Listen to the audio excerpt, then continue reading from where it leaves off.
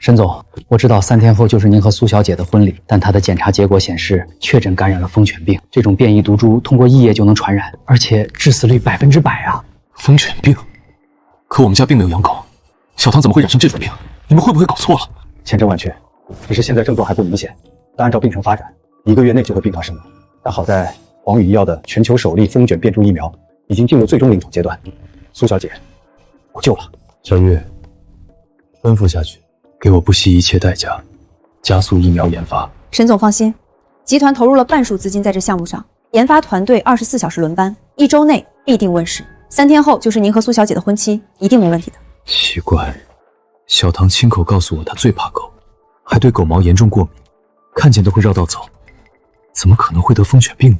等等，我听小唐提醒我，她的前男友当年就是疯犬病发死的。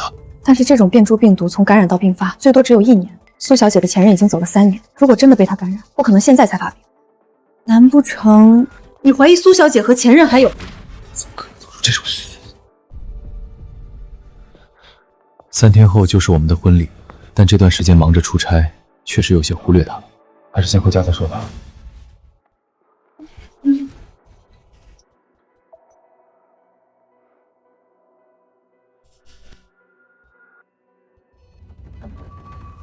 亲爱的，让你扮成狗陪在我身边，你恨不恨人家？恨，我恨不得天天黏着你。只是可惜沈旭那个冤种还不知道，跟你朝夕相处的宠物狗，竟然是我。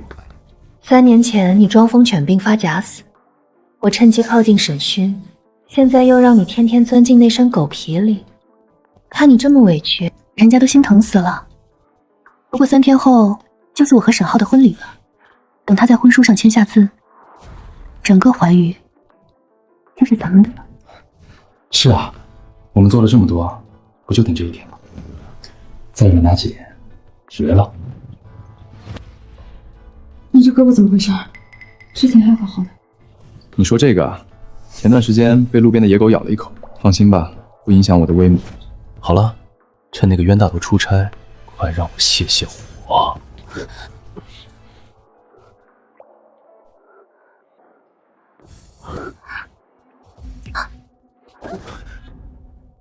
又怎么了？这几天也不知道怎么的，不光头疼，还总是流鼻血。我看你是馋我的身子吧？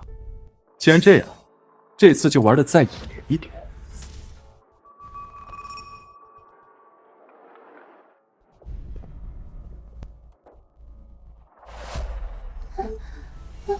小童，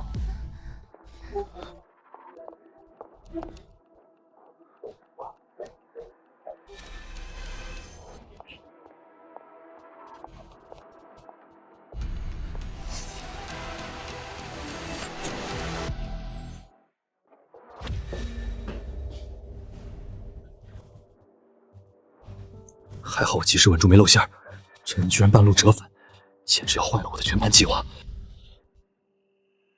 亲爱的，你怎么突然回来了？家里怎么会有这么大一只狗？哪儿来的？还有，你刚才在干什么？我全都看到了。木木是我前2天刚接回来的。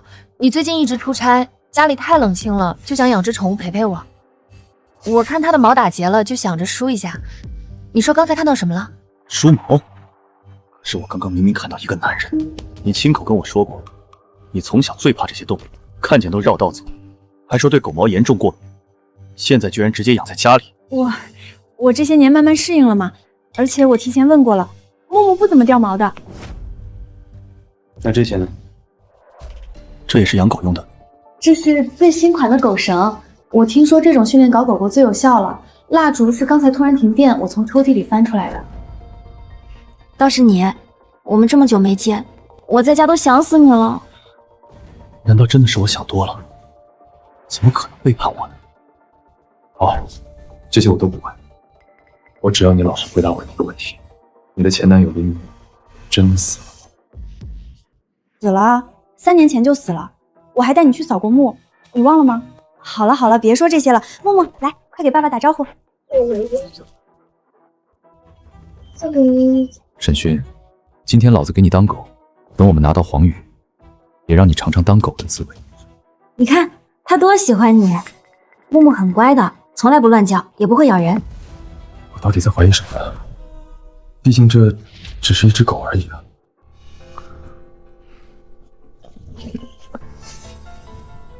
我们婚期在即，集团的研发进度也在加快，可能是我最近压力太大了。这段时间你一个人在家，辛苦你了。阿轩，3天后可就是我们的婚礼了。为了你，这一切都值得。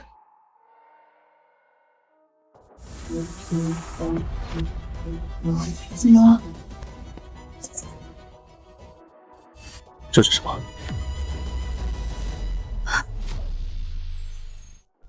家里没人抽烟，这烟头哪来的？难不成你想告诉我，是他抽的吗？该死，是老子刚抽的烟。苏达，就算是江湖在，到底还有多少时间瞒着我？陈军，你什么意思？我怎么知道哪来的烟头？难不成你怀疑我在家里藏了男人？3年，我跟你在一起3年了，你竟然这样质问我！我只是想知道真相。可能只是木木是为了要回家的，至于让你这么怀疑我吗？我为了你，连自己最怕的狗都养了，就想让你回家热闹一点。你呢？你一回来就这样质问我。既然你这么不相信我，那我还留在这里干什么？木木，我们走，不理他。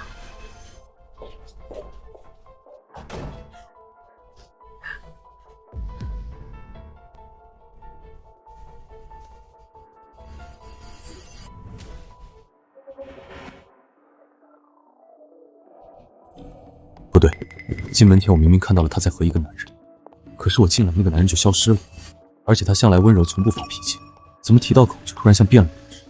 我倒要看看这只狗到底有什么名堂。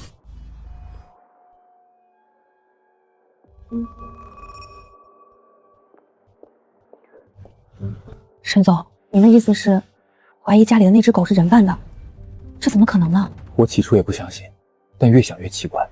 我之前亲眼看到路边的小狗把它吓了半死，怎么可能就突然适应了？还有，我一提到那只狗，它的反应就这么强烈。更何况，在浴室门外那个场面，我看得真真切切，分明就是2个人。您先别着急，等狗毛的化验结果出来，一切就都明白了。对了，苏小姐患疯犬病的事情，您说了吗？还没有，我怕她担心。本来打算等疫苗研制成功后再说。她的疯犬病会不会跟林明有关？我总感觉林明压根儿没死，甚至和出现在我家的那只狗脱不开关系。沈总，毛发样本的检测结果出来了。怎么样？这是真毛还是假毛？当然是真的毛发呀！显微镜下的毛鳞片结构清晰，皮质层完整，不是您怀疑的人造纤维。您看我说什么来着？木木真的只是一只狗而已，您就是这段时间压力太大了，想的太多了。可能真是我想多了吧。看来我要回去给小唐好好道个歉了。我已经从毛发样本上看出您的难言之隐了，肾虚阳痿可拖不得。要不要我给您推荐一家靠谱的男科医院？什么意思？你说这不是狗毛，而是男人身上的毛发？什么意思？你是说这不是狗毛，而是男人身上的毛发？沈总，您去哪儿？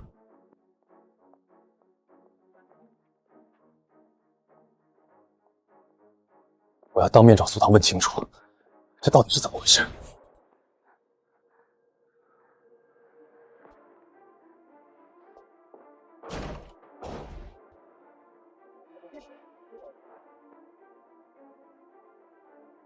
你又发什么疯？怎么进来也不敲门啊？我刚才拿浴室掉落的毛发去医院检测，那不是狗毛，而是男人的体毛。你在说什么啊？什么男人的毛？木木就是一只狗啊！好，它是狗对吧？我现在就把它宰了，看看里面到底藏着什么。别走，他要来真的。不要，你不能伤害他。现在还护着他，你们果然有事。亲爱的，我求你了，你冷静一下，我告诉你实话就是了。说。对不起，是我骗了你。其实木木不是我领养来的，而是我和黎明之前一起养大的。黎明走后，他就被寄养在朋友家里，他现在只有我了。我知道你怀疑我，可我真的没有做对不起你的事。黎明的事情早就过去了，我爱的人是你，一直都是你。那男人的毛发怎么解释？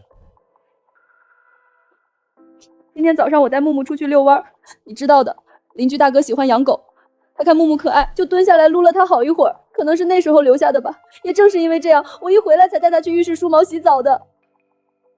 我之所以不敢告诉你木木的身世，是怕你会因为黎明吃醋。但我敢保证，我说的话都是真的。原来是这样，你说的对，这个小家伙是无辜的。对不起，刚才是我太冲动了。你终于肯相信我了，我好怕，好怕你不相信我。好了，马上就是我们的婚礼了，我可能最近真的压力有些大。到时候我要让你做全世界最美的新娘。小唐，你放心，婚礼前我一定会研制出风犬疫苗，当做最好的新婚礼物。婚礼那天，我保证让你健健康康的站在我身边。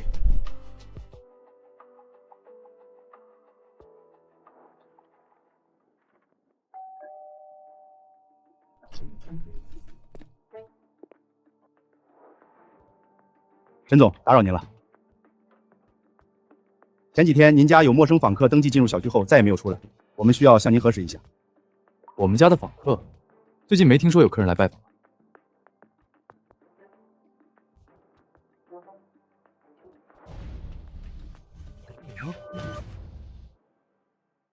这样，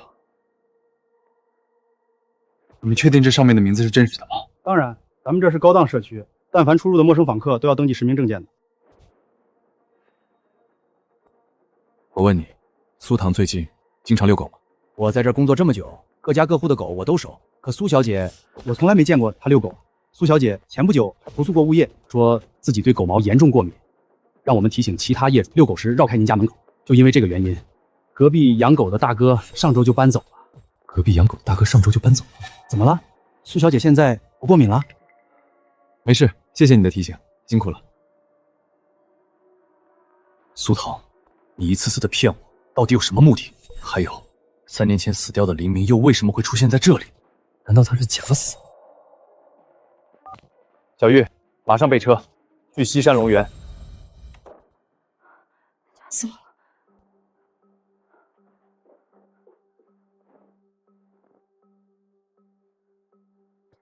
刚才差点就露馅了。怕什么？那个冤种不是已经被你哄得团团转了吗？你看他刚才那副愧疚的样子，就差给你跪下。你还笑得出来？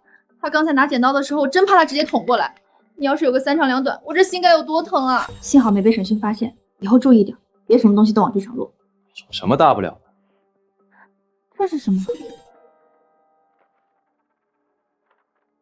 风犬病变异毒株确诊，这是沈毅落下的，难不成他得了风犬病？真的确诊了，而且是变异株，100%致死的那种。真是老天有眼啊！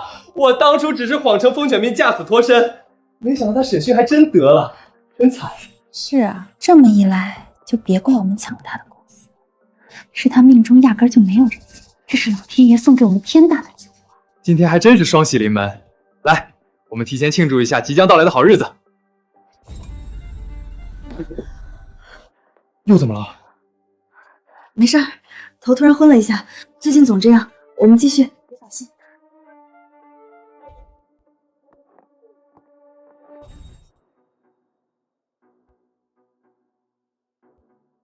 沈总，您真的要这么做吗？婚期在即，可苏唐一而再再而三的骗我，从他嘴里已经问不出什么，只能我自己来。不知道他们到底有什么目的，但环宇是我的心血，我不能拿他冒一点风险。沈总，如果是我错了，我会亲自道歉。小玉，帮我一起刨了这墓。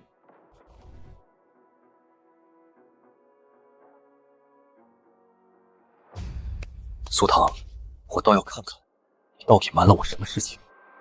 棺材里到底是什么东西？怎么会这样？沈总，你快看！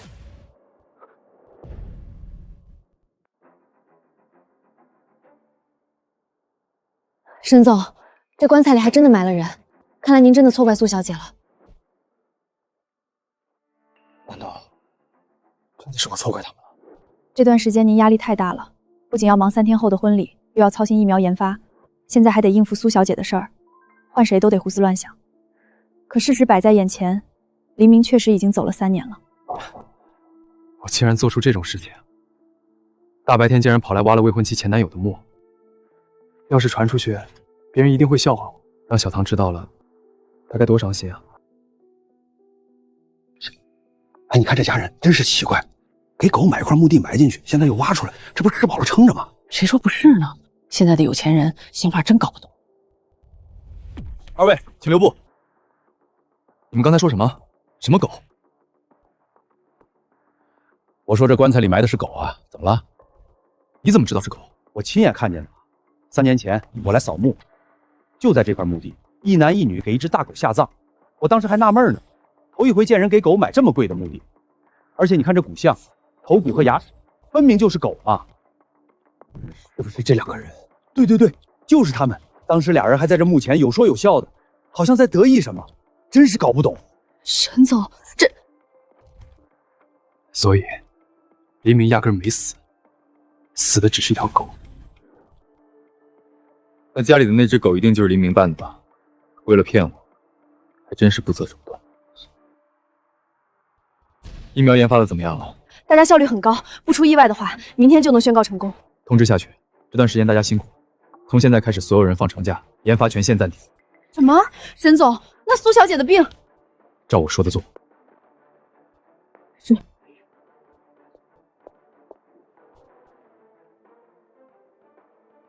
3年前假死，3年后扮成狗住进我家。苏唐、黎明，你们这出戏演的可真够久的。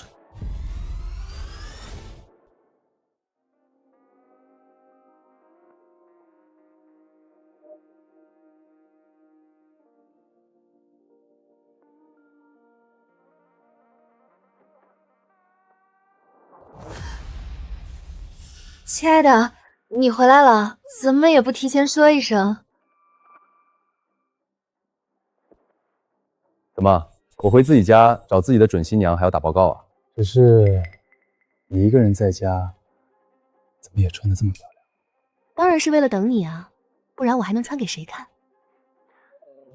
小唐，我想通了，3天后就是我们的婚礼，马上就是一家人。既然木木对你这么重要，那我就接受他。亲爱的，你真的这么想？当然，今天是我不好，疑神疑鬼的，让你受委屈了。既然木木以后也是我们家的一份子，我就得给他最好的。我特意给木木准备了一份礼物。礼物？什么礼物？是豪华狗屋还是进口狗粮？这些怎么够呢？这是什么？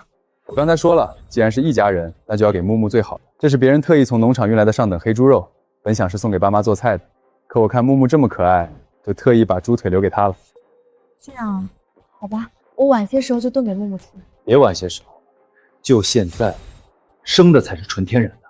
啊，你要让木木吃生的？可这上面的血渍和猪毛还……木木不能吃这个。为什么不能吃？木木是狗又不是人，我们老家的狗可喜欢吃生猪腿了，过年杀猪的时候都围在旁边流口水，它们的天性如此。你这么紧张干什么？我有什么紧张的？我就是觉得这么好的食材给木木岂不是浪费了？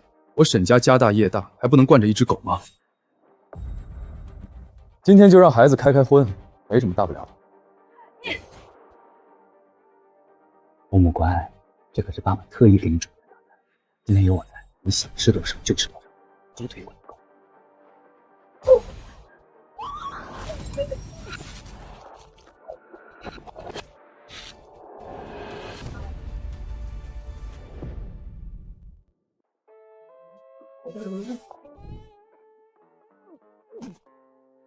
妈的，沈勋，你跟老子来真的！怎么不吃呢？来，木木，别害怕，爸爸亲手喂你。还来？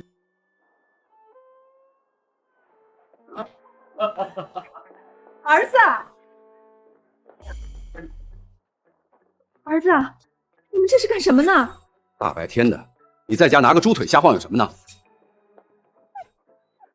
爸妈，你们可算来了！沈勋他疯了，他竟然把生猪腿塞进木木嘴里，你们快管管他！既然家里来了新成员，那自然要好好招待。这种顶级食材，我们是该好好料理，但对一只狗来说，那可是天然大餐啊！外面的野狗还羡慕不来。不就是一只狗吗？至于闹成这样？3天后就是你们的婚礼了，别为了畜生伤了和气。就是，都这么大的人了，堂堂集团总裁，婚期在即，不去忙正事，反而在这招猫逗狗，赶紧扔了，别人看到像什么样子？就是，我养只狗到底碍着你什么了？你今天怎么总是和他过不去？我为什么这么做？你心里比谁都清楚。我听不懂你在说什么，你没听到爸说的吗？赶紧把猪腿拿走，臭死了！苏桃，事到如今你还在装，给我老实交代，你和黎明到底有什么目的？你胡说八道什么？黎明已经死了3年了，你到底要我说多少遍？行了行了，不管什么事儿，先把这烂摊子收拾了。你也是，一只狗而已，至于把家里搞成这样，传出去丢不丢人？就是啊，一只狗而已，沈勋你至于吗？木木就是一只普通的狗。对，一只狗而已。那你慌什么？我没慌，是你也在发疯。木木体质差，这种生肉没有杀菌消毒，甚至连洗都没洗，万一感染了什么寄生虫，他会没命的。感染？既然这样，倒不如给它绝育，一了百了。毕竟对狗来说，绝育能预防很多感染，这是一件好事。你说什么？我说绝育。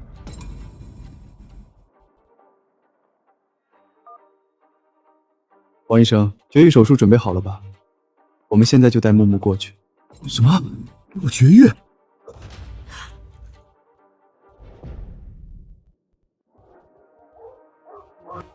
你们这群混蛋！我不是狗，我是人！不要，亲爱的，求求你不要这么对他！小唐啊，别哭了，就是给狗做个绝育手术而已。现在科技这么发达，这种小手术是不会出问题的。小姐您放心，王医生是院里最好的外科医生，绝育手术做了上千台，从来没出过事。手术后狗狗专心干饭，身体肯定倍儿棒。怪不得它叫木木，林明的林字拆开，就是2个木，对吧？我说过，林明已经去世了，你干嘛要为难一只无辜的小动物呢？为难？这怎么是为难呢？你没听护士说吗？这是好事情。我只是想给我的未婚妻的宠物狗做一个健康的小手术，有什么问题吗？就算心疼狗，也不能拦着不让做啊，这样对它身体好。亲爱的，我求你了，木木他从小身体就不好，麻醉对他来说太危险了，咱们不做了好不好？我什么都听你的，以后你说什么就是什么。晚了。林总，手术已经准备好了，可以开始了吗？开始。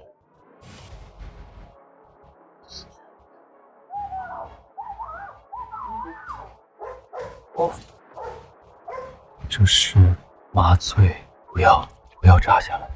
沈勋，我做鬼也不会放过你。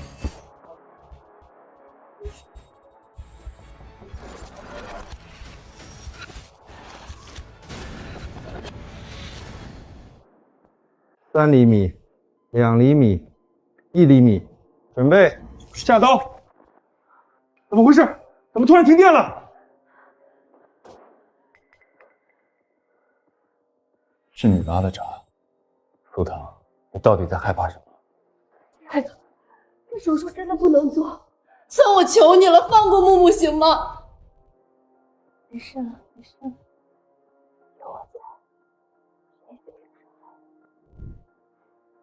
你还真是嘴硬，所以为了保下一只狗，你不惜断了全医院的电。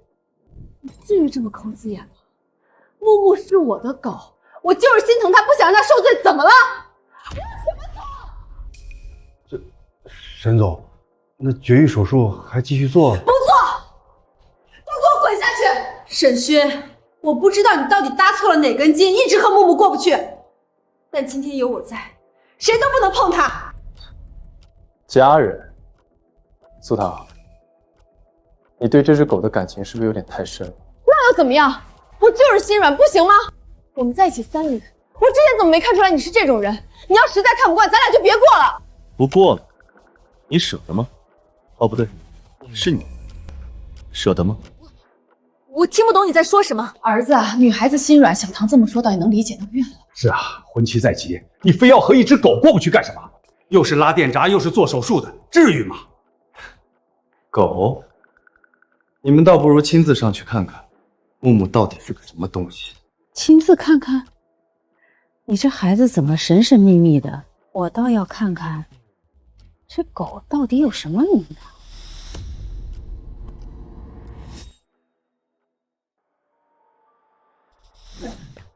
妈，你别听审讯瞎说，木木不是狗还能是什么？这手术室里细菌多，您还是别摸了，省得沾上什么不干净的。行了，你这个当妈的也陪儿子胡闹，不就是一只狗吗？不做绝育又能怎样？什么事儿能比得过全家和和气气的？这件事儿到此为止。儿子，你最近是不是压力太大了？听妈一句劝，别闹了。我和你爸这次就是来替你张罗3天后的婚礼的，正事要紧啊！亲爱的，你消消气，我知道你介意木木的身世，所以你才跟他过不去。是，木木是我和黎明一起养，但黎明已经死了3年了，你到底在纠结什么啊？原来是这样，儿子，你绕了这么大的圈子，竟然是在吃一个死人的醋。小唐说的对，人都没了，你在这自己较什么劲？就是过去的事情都不提了。小唐现在是你未婚妻，你们马上就要结婚了，该往前看才是对。苏唐，当着爸妈的面，你还真是会转移矛盾。亲爱的，我知道你有的时候心眼小，但爸妈说的有道理，事情都过去了，你真的没必要钻牛角尖，别因为这点小事耽误了我们的人生大事，行吗？你少给我扣帽子，狗绝育是小事，但人的死活可不是。既然今天爸妈都在，就当面说清楚，黎明到底是死是活，你到底有没有背叛我？你什么意思？什么叫是死是活？难道人没死？黎明他当然是死了，这件事爸妈是知道的，难不成你怀疑我出轨一个死人？沈勋，哪有你这么侮辱人的？行了，在外面说这些干什么？真是不够丢人的。小唐啊，你别跟他一般见识，兴许最近压力太大。你放心，我们帮你管教他。是啊，臭小子，自家媳妇儿都这么说了，你还在这钻什么牛角尖儿？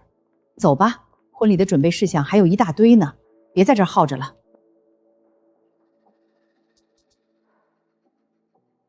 没事了，亲爱的，我们下半辈子还要一起过呢，别怕，都结束了。亲爱的，苏唐，你叫一只狗亲爱的，还跟他说下半辈子。小唐，你这话说的，妈怎么听着怪怪的？你对一只狗说什么下半辈子啊？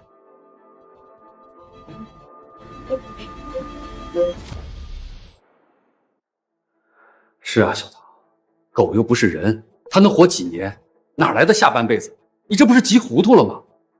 叔叔阿姨，你们误会了，我的意思是，木木从小就跟着我，我早把他当成自己的孩子了。我说的下半辈子，是想着咱们一家人永远在一起，当然也包括木木啊。原来是这样，看吧，儿子，我就说小唐重情重义，将来肯定是个好儿媳。是啊，心地善良，对一只狗都这么有爱心，何况是对人呢？小唐这孩子没得说。叔叔阿姨，你们放心，我和沈旭以后一定好好过日子，我会尽心尽力照顾好他，照顾好这个家。毕竟以后咱们就是一家人了，他的父母就是我苏唐的亲生父母。亲爱的，你说对吧？苏唐，当着我爸妈的面，你可真会演。沈总，虽然手术没做成，但木木的检查费用还是要结一下的。不过我看了看这份血液检测报告，好像有点奇怪啊。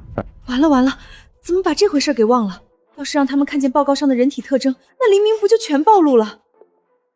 报告给我吧，多少钱？我来付。爸，木木是我的狗，他的费用就不劳烦您了，我自己来就行。苏唐，你抢什么？你就这么担心这份报告被人看见吗？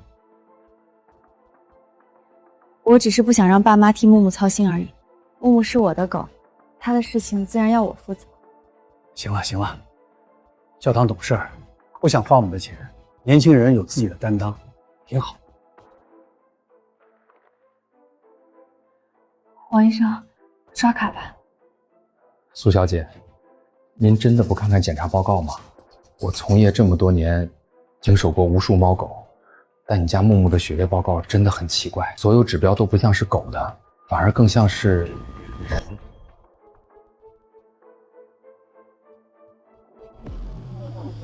人？好，王医生，那你不妨把话给我爸妈说清楚，这报告是像人，还是它本来就是人？医生，你是不是搞错了呀？这狗怎么可能是人呢？沈太太，我不是说它就是人，只是这份血液报告里的很多指标跟犬类的正常范围对不上，反而更接近人类的数值。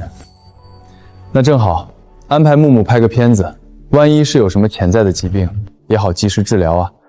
我们要亲眼看看木木到底生了什么病。好，我们这就去。不用了，我们家木木看着这么健康，能有什么病？他在家能吃能睡，活蹦乱跳的，哪来的病？可是苏小姐，这些数值真的不太正常。我们家木木是大型犬，长得本来就大，能跟那些小猫小狗一个标准吗？他的情况我最清楚，就不劳您操心了。那些病例报告，您那边直接删了吧。好吧，苏小姐，哪有什么情况你再联系我。嘴上一边说着心疼狗，可报告出了问题，倒是一眼都不肯看。苏唐，你这爱狗的方式还真是矛盾。小唐，既然到了医院，哪有不看的道理？咱沈家家大业大的，还能连只狗都治不起？你别心疼钱，该查就查。叔叔阿姨，沈勋经常出差，平时只有我自己在家，连个说话的人都没有，只有木木能陪着我。虽说我马上就是沈家的儿媳了，但我不想什么事情都麻烦你们二老。木木是我带来的，理应是我负责到底，他的事情就不让你们操心了。小唐啊，妈理解你，一个女孩子在家确实孤单，养只狗解解闷儿也是好事。是儿子，既然你们马上就要结婚了，小唐总在家闲着也不是个事儿。公司副总裁的位置不是一直空着吗？倒不如让小唐顶上，以后也好帮你打理公司，做个贤内助。爸，这合适吗？我没什么经验。有什么不合适的？都是一家人，早晚的事情。亲爱的，我是真的想帮你分担一些，我不想天天在家闲着，我也想有点事儿做。但我知道你还在生我的气，怪我把木木接了回来。好啊。你答应了？爸说的对，你是我的未婚妻，公司的事你迟早要接手，副总裁的位置你来做，我放心。亲爱的，谢谢你还愿意相信我，我一定好好干，不让你失望。不过既然你以后要来公司上班，木木一个人在家也会孤独。你想对他干什么？我还能干什么？再坚持下去，倒显得我很小气一样。我特批木木可以和你一起去公司。真的？亲爱的，你真的太好了，你听到了吗？你也能去公司了。叔叔阿姨，那我就先回去准备了，今天真是麻烦你们了。一家人不说两家话。这孩子真是懂事儿。行了，儿子，我和你爸也走了，喜宴那边还有我们去盯着呢。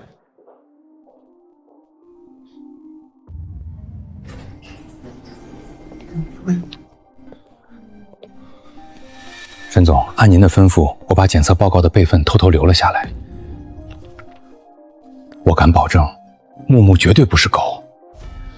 还有一件事儿，从血液报告的指标来看，样本主人极大规律感染了疯犬病，而且是传染性极强的变异株。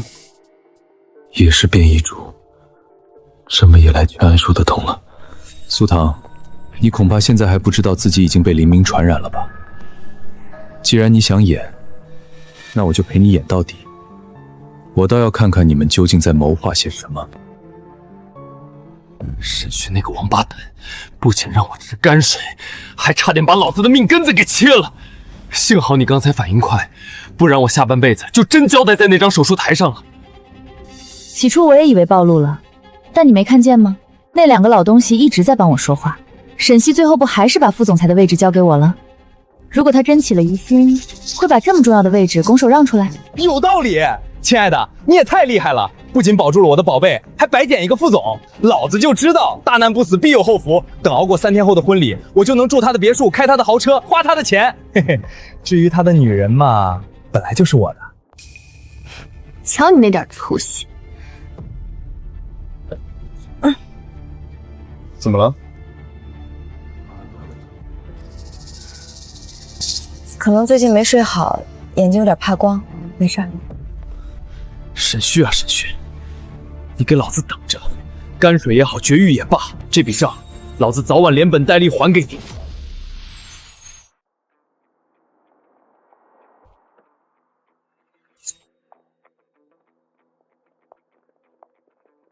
欢迎苏副总。副总裁的位置终于到手，沈勋啊沈勋，很快你就知道什么叫人财两空了。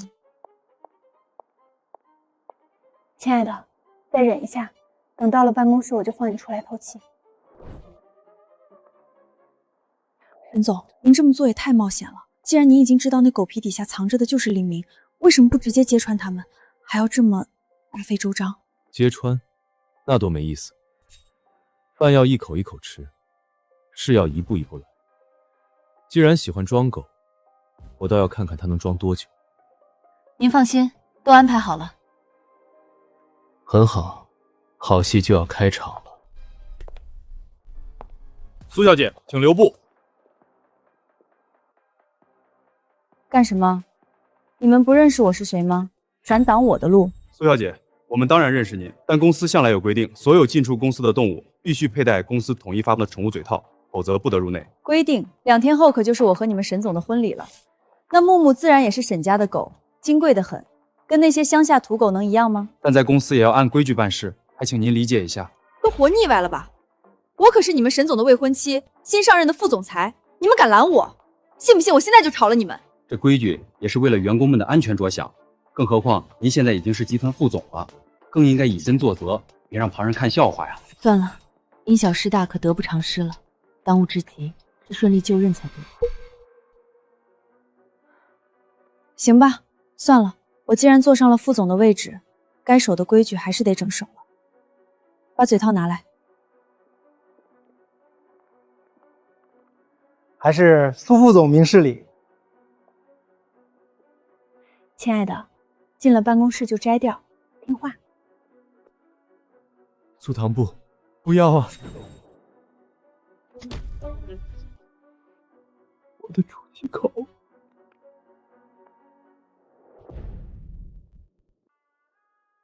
这是什么东西？怎么还有开关？木木，你怎么了？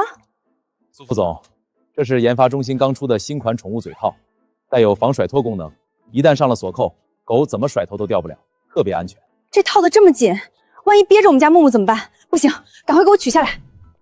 您可真会说笑，它是狗又不是人，您看它的鼻子不是露在外面吗？怎么会憋着？难不成您想说这里面是个人吧？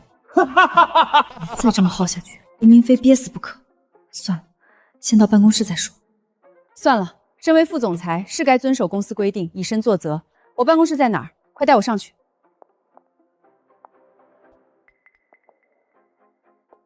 亲爱的，你们来了。这嘴套可真服帖。木木，喜欢爸爸给你选的礼物吗？喜欢，木木可喜欢了。但时间不早了，我还是先带木木去办公室吧。一会儿我们坐下来单独对接工作。不用急着上去，我打算让小玉带你在1楼转转，考察一下公司环境，刚好也让木木熟悉熟悉，省得他应激。苏副总真是认真负责，不愧是沈总未来的左膀右臂。那是，我沈家的媳妇向来能干。既然小唐这么积极，小玉，你带着小唐上去吧。好，走，木木，我们上楼。等等，亲爱的，你瞧我这脑子，差点忘了今天是什么日子了。什么？今天是世界狗狗日，公司特意在1楼大厅办了一场宠物友好活动。木木单独在办公室多无聊，倒不如就让他在大厅里撒疯吧。还是算了，木木怕生，我还是先带他去办公。你就别推辞了，来来来，大家都等着呢。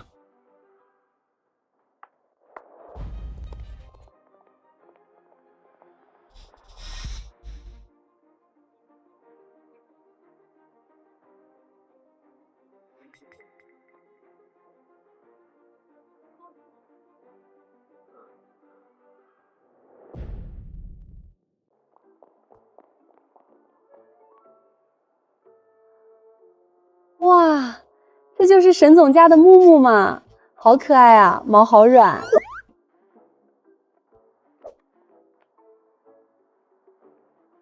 乖狗狗，来张嘴，姐姐喂你吃进口牛肉干。来来来，看镜头，笑一个。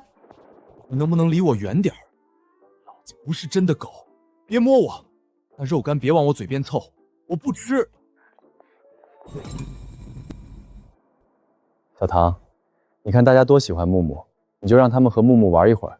大家平时压力大，难得有机会放松。可是木木他……怎么，你怕员工们照顾不好？放心吧，木木是你的，自然也是我的，我亲自看着，出不了事儿的。木木，乖宝宝，来，姐姐喂你。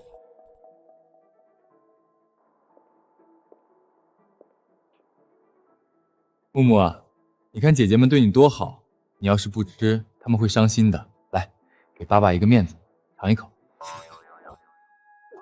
啊，好恶心的味道！你他妈竟然让我吃狗粮，老子是人！好乖。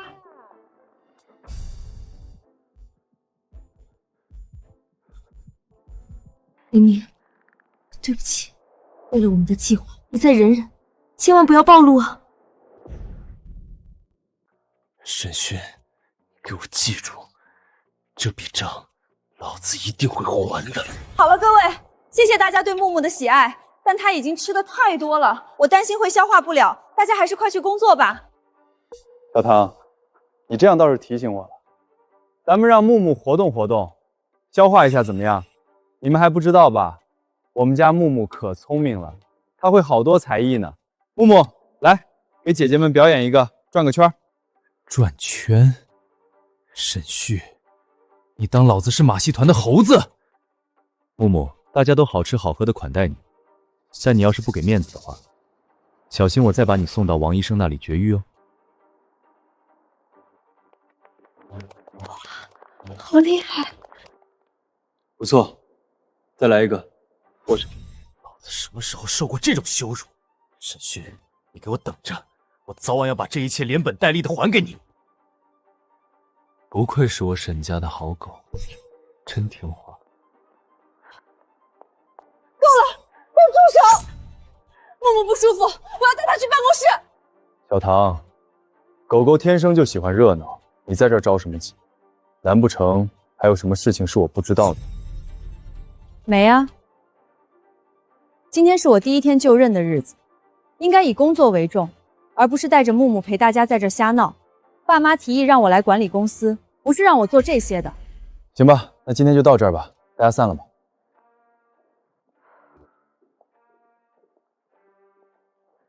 等一下，你可以上楼，但木木不行。为什么？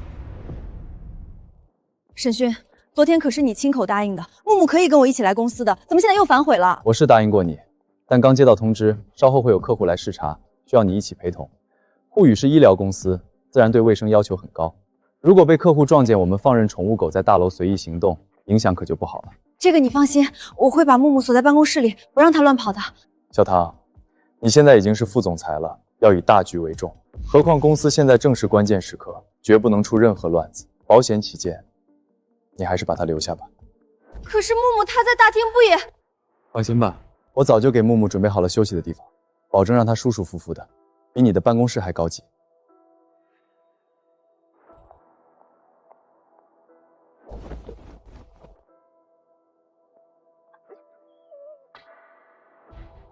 怎么样？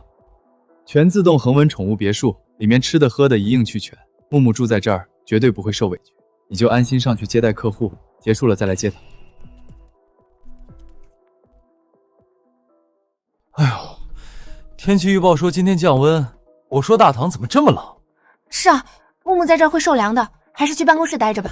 不用，忘了告诉你，这笼子自带空调，保准让它舒舒服服的。沈总，要不我调高一点？调高一点哪够？为了木木的健康，直接开到最大，暖风30度。好的，沈总。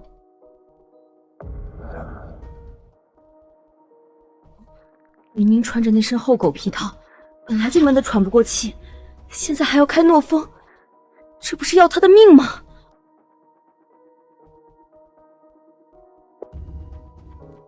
亲爱的，那个，能不能把空调关小一点？木木毛长本来就怕热，这么高的温度它会受不了的。小唐，你是养狗的人，怎么连这个都不知道？狗会用舌头散热，这点温度对它们来说根本不算什么。难不成它的身体构造和人一样，这么怕热？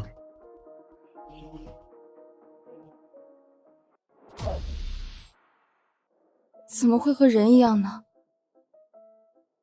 木木只是一只狗而已。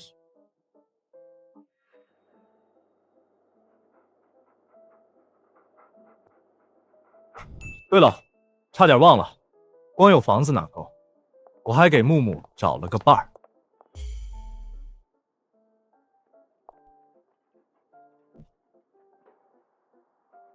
小唐，我怕木木孤单，特意让人找了一条品相最好的母狗来陪他。这下你总该放心了吧？不行，木木不能待在这里。既然你不让他上楼，那我就把他送回家，这总可以了吧？小唐，别忘了你现在身居高位，客户马上就到，千万不能因为一只狗而耽误公司的大事啊！小唐，这么好的环境，你到底在担心什么？难道你和他1分钟都离不开吗？苏唐，你别走。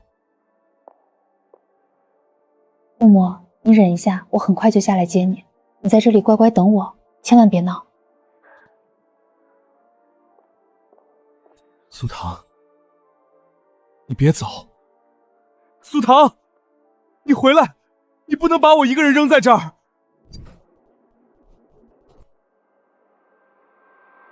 木木，舒服吗？这可是我给你量身定制的5星级狗别墅，好好和你的女伴在这享受吧。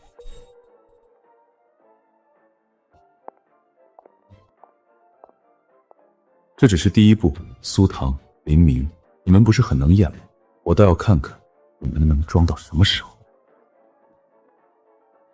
给我滚开！你这臭狗，别碰老子！沈轩，你给我等着，这笔账老子记下了。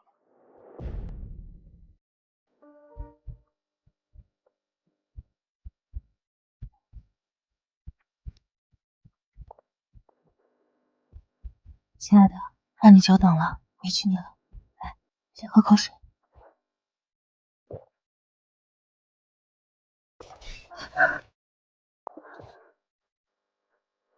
委屈！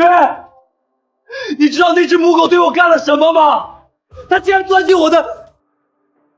还有那帮女员工，他们摸我头，摸我脸，揪我耳朵，还往我嘴里塞狗粮，还有那笼子，快把我给蒸熟了！老子是人，活生生的人。我黎明从小到大，从来没被人这么羞辱过。小声点，别被人听见。我受不了了！我现在就想冲过去把那只母狗给宰了，把沈勋那张脸踩烂，还有那些女员工全都拖出去喂狗。你冷静点，我知道你受了这么大的委屈，心里郁闷，但别忘了我们的目的是什么。只要熬过这几天，咱们可就彻底发达了。可老子就是咽不下这口气。你说沈勋会不会已经怀疑我们了？我之前也有过这个担心，但要是他真的开始怀疑了，我们还能像现在这样坐在这儿吗？放心吧，沈勋他就是个木头脑袋，不会知道的。也是。今天太阳怎么这么大，刺得我眼睛生痛。最近也不知道怎么回事，看见阳光就头疼。我看啊，就是天天窝在那黑乎乎的狗皮套里憋的。亲爱的，你可真坏，想拉窗帘那什么就直说，还挑上太阳的刺。你别太心急，如今沈勋得了100%致死的变异株疯犬病，你再忍几天，等婚礼结束，等他彻底病发，寰宇就是我们的，到时候我们想干什么都行。我可没找理由，刚才是真的头疼。不过你倒是提醒我了，在公司我还是第一次不入我们失职。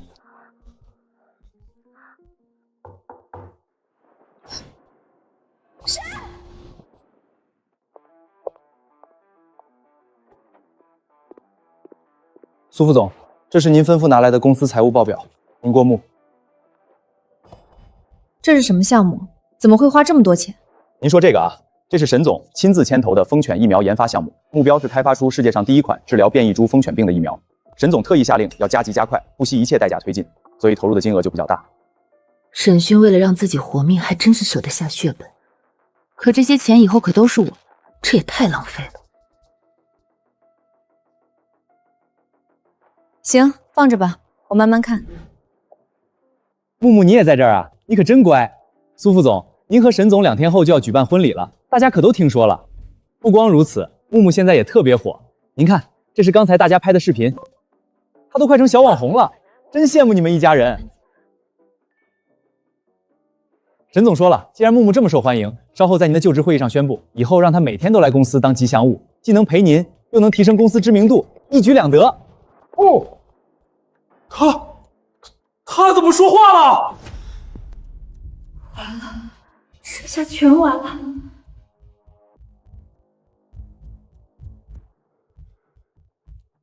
苏副总，他刚才是不是说话了？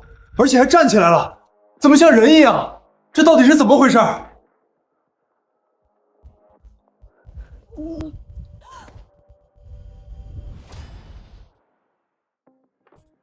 你听错了，那是他在叫。你没养过狗不知道，木木这个品种的叫声有时候就特别像人说话。至于站起来，他本来就在家里学过站立，很多宠物狗都会这个。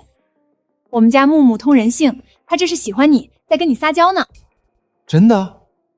但我怎么听着就是在说话呀？而且他站起来的姿势也太像人了吧？来来来，你看着啊，木木叫一个给姐姐听。你看是不是像在说话？其实就是狗叫。木木智商高，会模仿我们的声音，网上不也有好多动物模仿的视频吗？可能真的是我听差了，不过这狗确实挺神，连站起来都这么利索。好了好了，说正事儿。你刚才说我的就职会议，什么会议？哎呀，差点忘了，副总裁就任会议马上就要开始了，沈总让您现在就过去，所有高管都等着呢。好，你先去忙吧，我马上就过去。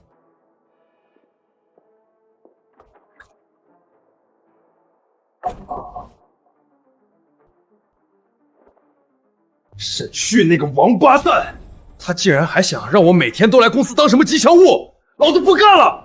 这样下去不是办法，迟早要暴露，不能让他再这么搞下去，更不能让他花我的钱研发救他命的疫苗。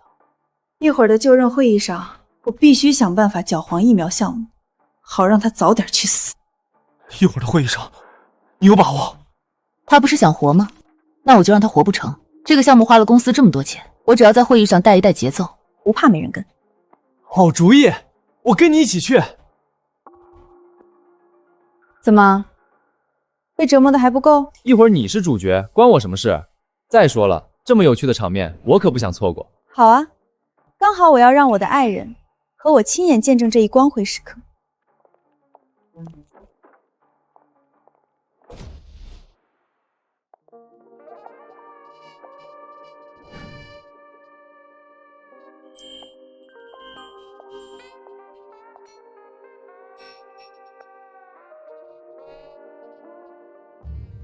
苏副总，这是我们的内部会议，讨论的都是公司严肃的议题。您带一只狗进来不太妥吧？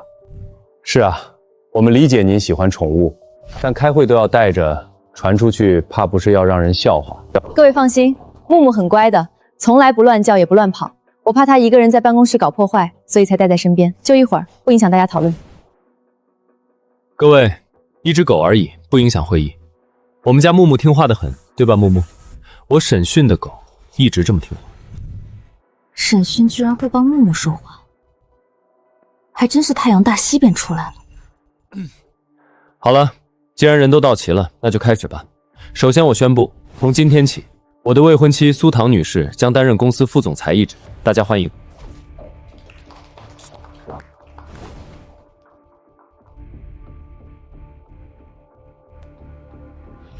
届时我也希望各位2天后能来参加我们的婚礼。不过现在是公司会议，公事公办。苏副总刚上任，那就给大家讲2句吧。感谢沈总和各位的信任，沈总，出大事了！不要急，慢慢说。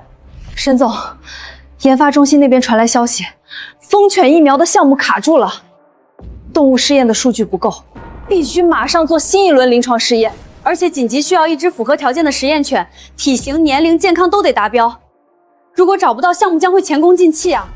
但现在重新寻找实验犬根本来不及。太好了，这个破项目拖得越久越好，最好直接断掉，省得糟蹋我的钱。亲爱的，要我说，既然符合条件的实验犬没那么好找，与其在这儿耗着，不如趁早把项目停掉，把资源投到别的地方去。符合条件的实验犬。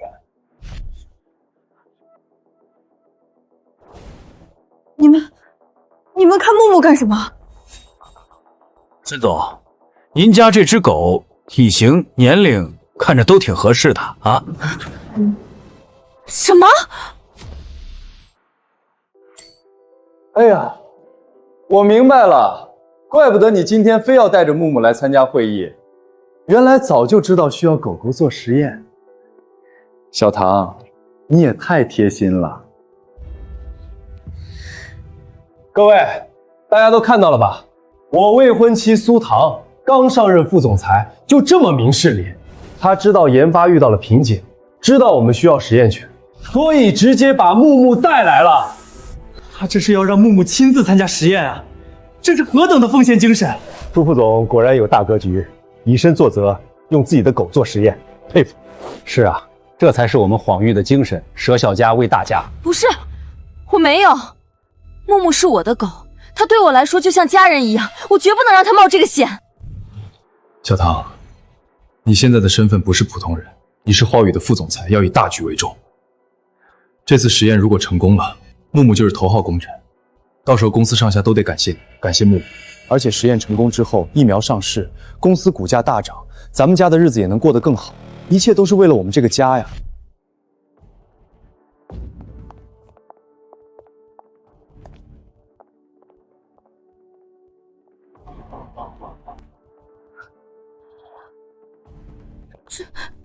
这是什么？苏副总，这是给实验犬注射的兽用毒素，用于诱打疯犬病变株感染。注射后1小时内就会发病，正好可以配合疫苗的临床试验。不行，绝对不行！你们不能给木木打这个！沈旭，你是诚心想弄死老子？小唐，我知道你担心，但目前疫苗试剂的成功率能达到90%，你相信我，也要相信大家的专业实力。木木一定会平安无事的。90%？那不还有1成失败的可能性吗？万一失败了怎么办？再说了，他身体不好，体质差，经不起折腾。可是，昨天你亲口在爸妈面前说木木身体很健康的。我只是不想让叔叔阿姨担心而已。要不这样，我现在就去找别的狗来做实验。大街上的流浪狗这么多，很快就能找到合适的。小唐，我理解你的苦衷，但流浪狗的命也是命。我们沈家既然要当行业的标杆，理应以身作则。你放心，就算真的出了意外，木木也是为科学献身，死得其所。我会以最高规格送别他，让所有人都看看，我沈家不论是人还是狗，都是大义为先。而你马上就要成为沈家的准儿媳了，我相信你有这份格局，对吗？沈旭，你到底安的什么心？怎么就死咬着木木不放？不行，绝不能让黎明哥冒这个险，一旦出事就全完了。亲爱的，实话告诉你，不是我不想，而是木木他真的不适合做实验。木木胆子小，看见针头就害怕，甚至还会晕针。你瞧他抖成什么样子了？你们不是要体战稳定的实验犬吗？他现在的状态，就算真的进行注射实验，得到的结果也会有误差的。各位都是专业的，这种常识你们应该明白吧？这话也有道理。实验犬体态的稳定性确实会影响到实验结果。没错，万一出了岔子，那实验岂不就白做了？苏唐，你还真的是会临场发挥啊！借口一套接一套，张嘴就来。小唐说的对，木木胆子小，确实不能贸然乱来。对，我作为新任副总裁，当然要有奉献精神，但实在是怕木木应激反应太大，影响实验效果，那就得不偿失了嘛。既然他体质特殊，那就放弃注射实验，换一种方式就好。换什么方式？我记得咱们还有一种口服的诱导剂，对吧？虽然药效慢一点，但也能让实验犬在24小时内感染病毒。什么？你是说要给木木喂口服的？东西拿来了吗？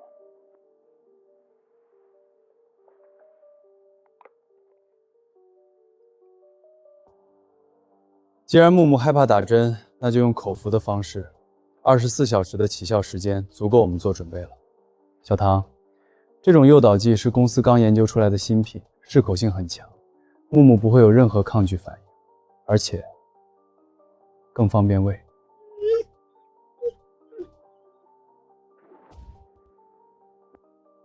沈勋，你个王八蛋，打针不行就来惯他，你这是变着法儿要整死我！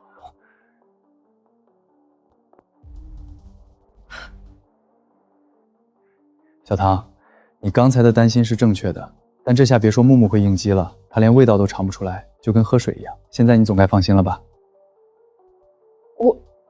来，别站着了，大家都在等呢。沈总说的对，这种方式对实验犬的刺激最小，数据反而是最稳定的。是啊，苏副总，现在问题解决了，您就别耽误时间了。时间紧急，为了确保木木乖乖吃下去，不能掺在狗粮里，得亲眼看着它咽下去。这样吧，小唐，你亲自来喂。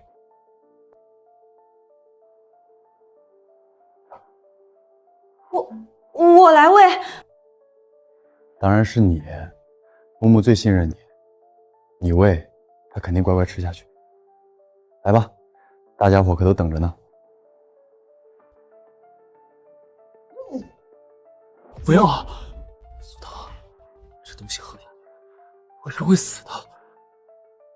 清醒点，是我亲手把毒药喂给你的情人苏唐。这一刀，我要让你自己捅。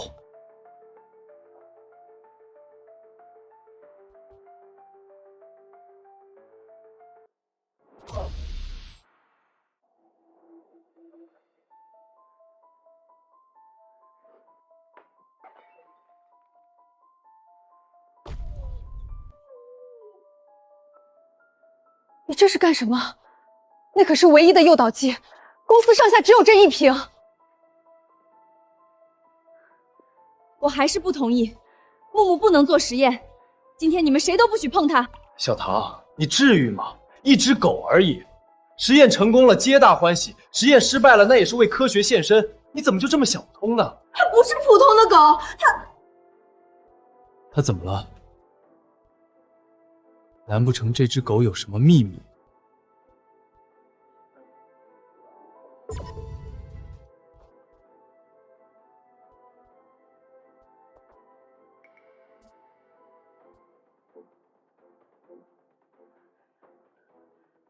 我不是不想让木木做实验，而是我觉得疫苗研究压根就是一个错误战略。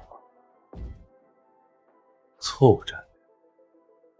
你什么意思？各位，大家想一想，这个项目烧了集团多少钱？半数资金，可产出呢？到现在连林华试验都磕战战。与其在一个前途未卜的项目上继续砸钱，不如及时止损。我强烈要求取消这个项目。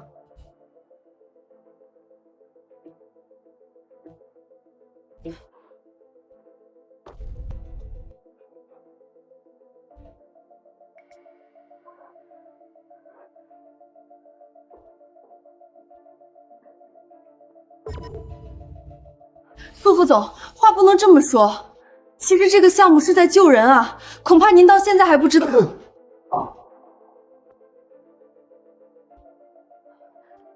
你刚才说什么？救人？救谁？亲爱的，你舍得花这么多钱研发疫苗用来救命，全公司除了你，我想不到第二人。该不会是你感染了疯犬病吧？你要是承认自己有病，我就能以送你养病为由，顺利接手公司；要是不承认，也能借机停掉项目，断了你的活路。沈勋，我看你这次怎么接。你怎么不说话了？我们马上就是一家人了，我是在担心你。如果你真的病了，那这个项目当然要继续。可如果你没病，那这个项目花了这么多钱，到底是为了谁？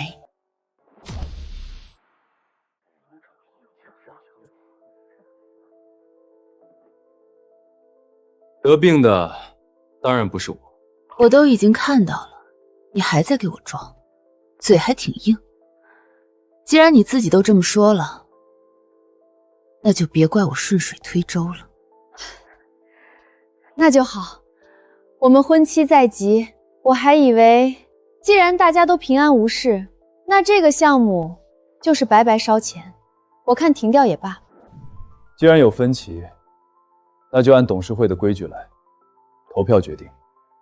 在座的各位，每人一票，同意继续推进疫苗项目的，请举手。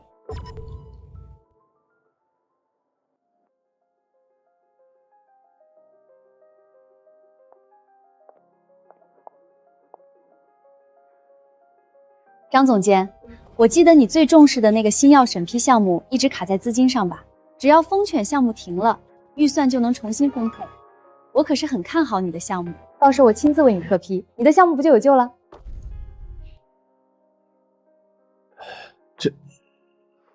苏副总说的倒是有道理。李经理，您负责的海外拓展，上季度就因为资金不足被搁置了吧？您手底下那么多人等着项目开工，只要疯犬项目季调，我立刻给您调拨资金，优先保障您的团队。您难道不想让项目早点动起来？还是苏副总体谅我们的团队的确等了太久了。还有您，赵经理，您那个团队已经连续加班3个月了，就是为了给疯犬项目做配套服务，大家累得够呛。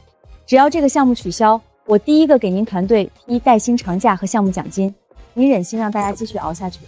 是啊，当初沈总一声令下，要求加快进度，我手下的人可都是连轴转，大家已经很久没有好好休息了。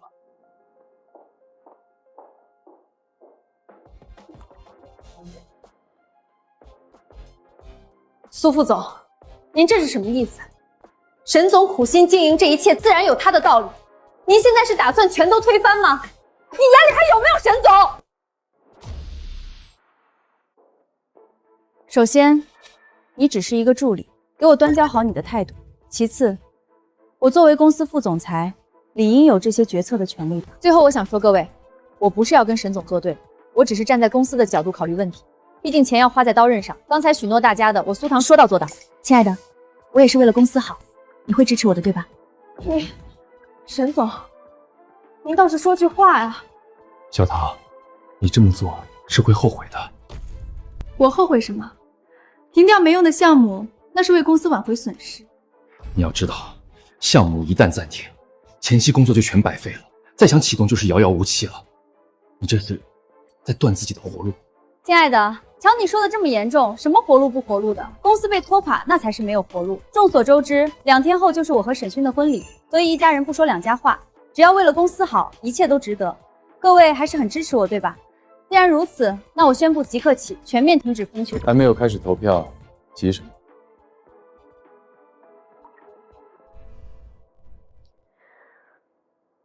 好吧，那就走一下流程吧。各位，我沈勋做事向来不强求人，今天既然苏副总这么说了，我也不想再多说什么。只是你们每个人投出的这一票，将来都要对自己的选择负责。小玉，计票。同意继续推进疫苗项目的，请举手。同意继续的1票。接下来，同意中断研发的，请举手。很好，亲爱的，你也看到了，这是大家共同的意愿，大家也是为了公司好。既然如此，那风犬疫苗项目就到此为止吧。我宣布，华域医药风犬病变株疫苗研发项目即日起永久取消。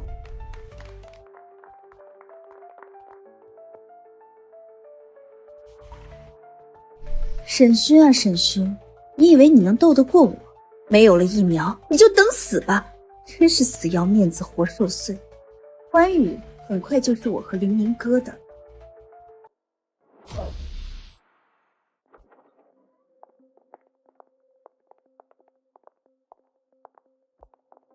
苏副总，今天这个决定真是太英明了。要不是您，我们新药审批项目还不知道要等到猴年马月呢。张总监客气了，我也是为了公司好，以后您的项目我一定多关照。苏副总，海外拓展那边还请您多费心，我们团队等这一天等了太久了。是啊，苏副总，以后您就是我们的主心骨了，还要多仰仗您呢。没错，沈总虽然能力强，但有时候太固执了，还是苏副总您懂得变通。各位过奖了，我只是做了我应该做的事。但我毕竟新官上任，以后公司的事儿还请大家多多支持。一定一定。刚上任，这些老东西已经开始围着我转了。沈勋，你现在一定很后悔把我塞进公司吧？别着急，2天后的婚礼你会更后悔的。苏唐，你就笑吧，趁现在多笑一会儿，很快你就会明白，到底是谁得了病，又是谁亲手堵死了自己的活路。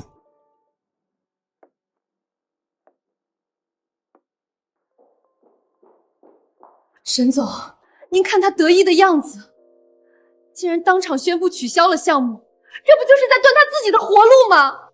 良言难劝该死的鬼，看来他以为得病的人是我，那就让他作吧，作得越欢，摔得越惨。还有那些经理们，现在竟然一个个屁颠屁滴的围着他转，要不是您带他们创办了环宇，哪有他们的今天？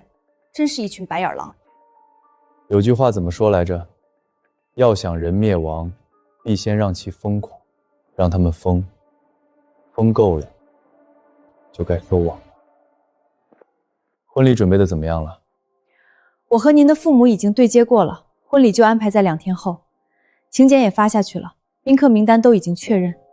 可是沈总，我实在想不明白，都这样了，您还要娶她吗？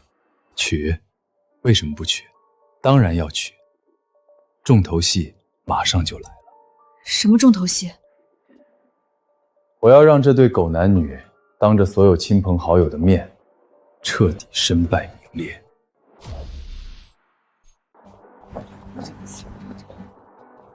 沈总，恭喜恭喜，新婚快乐！多谢，快，里面请。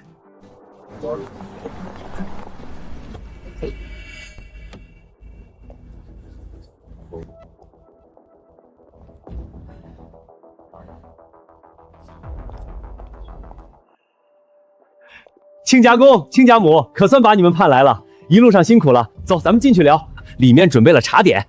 茶点？我们大老远跑来是为了送女儿出嫁，还是为了吃你们几块点心？亲家母说笑了，今天是孩子们大喜的日子，咱们2家以后就是一家人了，有什么事儿都好说。一家人？你们沈家家大业大，可真没看出把我们当一家人。苏叔叔，您这话从何说起？我可从来没有亏待过小妹。没有亏待，就凭你们的家业，300万彩礼也好意思拿得出手？300万已经不少了啊！而且小唐已经被安排进公司就任副总裁，我们沈家的诚意摆在这儿。再说了，300万的彩礼也只是个象征性的彩头而已。之后孩子们过得好，小勋的不就是小唐的？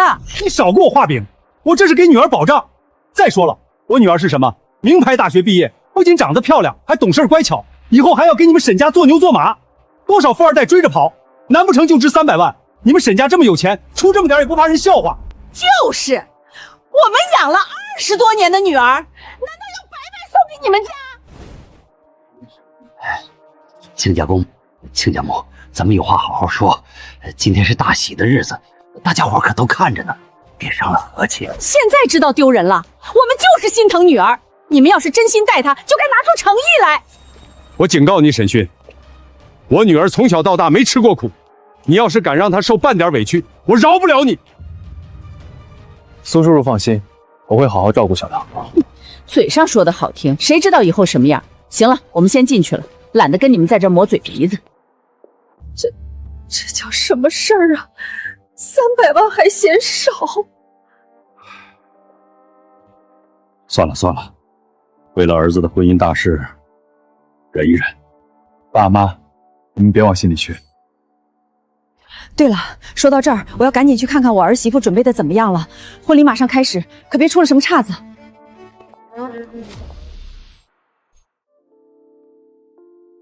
还是你有力气，只是累死老子了。最近也不知道怎么的，身子越来越虚，还总头疼。是不是昨晚没睡好？我这2天也总觉得头不舒服，还是不是流鼻血？大概是忙着婚礼累着了。我看你就是火气太旺，欲望太强。等回头啊，我专门给你补补。还别说，你穿着婚纱让我舒坦，还真别有一番滋味。别闹，弄皱了还得收拾。怕什么？反正等会儿礼成之后，整个皇域都是我们的，到时候你想买多少婚纱都行。只是沈毅那个病死鬼做梦都想不到，他正满心等着的新娘子，这会儿正跟别人在他的婚纱照下。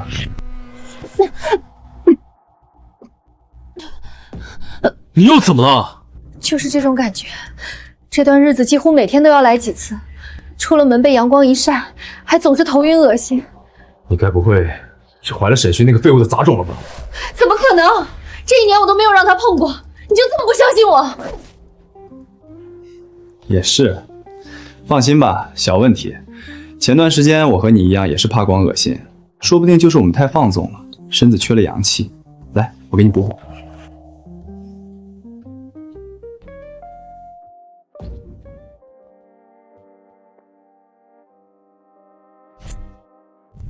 大白天的怎么还关着门呢？别往那里，婚纱要被你扯坏了。坏了就坏了。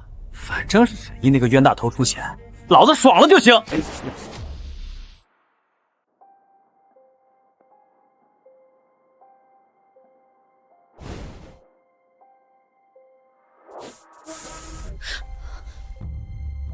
你刚才在跟谁说话？屋子里还有别人？妈，您在说什么呀？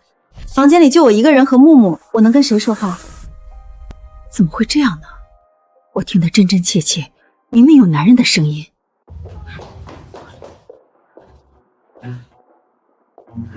怎么了？出什么事儿了？我刚才在门外清清楚楚听见这屋里有那种声音，还有男人的动静，但一推门进来就没了。你什么意思？你是说我女儿偷人？亲家母，你这话可不太合适吧？我女儿还没过门呢，你就这么糟践她？你胡说什么呢？大喜的日子别添乱，小唐多好的孩子，怎么可能做那种事儿？我没胡说，我真的听见了，而且听得清清楚楚。妈，反正我马上就要嫁到你们家了，你要是实在怀疑我，那就搜吧，衣柜、床底下、洗手间随便搜。我苏唐行得正，坐得直，不怕人查。你们看看，我女儿多委屈，还没进门就被你们这样欺负，传出去我们苏家的脸往哪搁？就是，亲家母，你今天必须把话说清楚。你听见什么了？证据呢？可是，我真的听见了，难道是我听错了？听错了？你一句听错了就完了？我女儿的名声被你毁了，你今天不给我们一个交代，这婚就别结了。亲家公，您先别激动，你别着急，我不是那个意思，我就是……你是什么？你就是在找茬！我告诉你们，今天这事儿不能就这么算了，你们沈家必须给我们一个说法，不然我们现在就带着女儿走。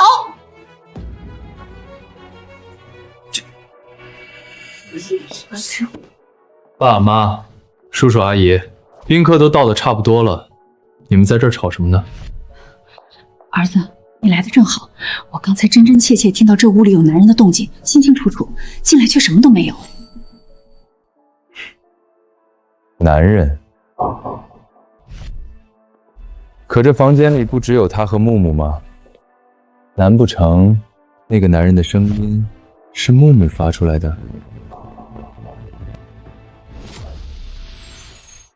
儿子，你开玩笑的吧？木木只是一只狗，怎么可能会说人话？妈，您里里外外也都看了，这房间除了小唐并没有别人，而木木就是唯一的活物。既然您说清楚的听到了男人的声音，那就只能是他了。您要实在不放心，我替您检查一下就好。话是这么说没错，可我确实听见了。你什么意思？木木是一只狗，难不成你怀疑我和木木有那种关系？就是，你们听听，这说的是人话吗？哪有你们这么羞辱人的？太过分了！我们苏家虽然不是什么大户人家，但我女儿清清白白，容不得你们这么糟践。小唐，咱们走，这婚不结了，让他们沈家自己跟自己结去。亲家母，您别冲动啊，我们不是那个意思。儿子啊，你别误会，兴许就是妈听差了，别因为我说的糊涂话坏了你和小唐的关系。我道歉，我道歉。小气儿，今天是大喜的日子，千万别因为这个事伤了和气。小唐这孩子多好啊，我们怎么可能怀疑他呢？小事儿，我女儿向来懂事听话，那可是贤妻良母的典范。结果你们竟然怀疑我女儿跟狗，传出去我女儿还怎么做人？叔叔阿姨，既然我妈说都是误会，我们自然要补偿。说吧，你们要什么条件？条件？我们家可不是那种趁火打劫的人，但你们沈家今天必须拿出诚意来，彩礼1个亿，少1分都不行。1个亿？你们疯了！亲家母，这也太多了吧？多？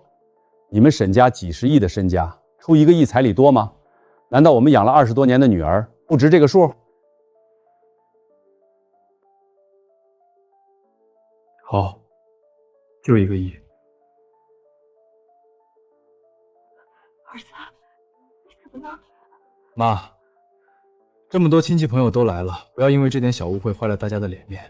这1个亿我出得起，等婚礼结束就打到你们卡上。还是我这女婿大度，不像某些人就知道挑事儿。好女婿，我们没看错你。行吧，那我们就先去会场等着婚礼开始了。小唐，你继续，我们不耽误你收拾。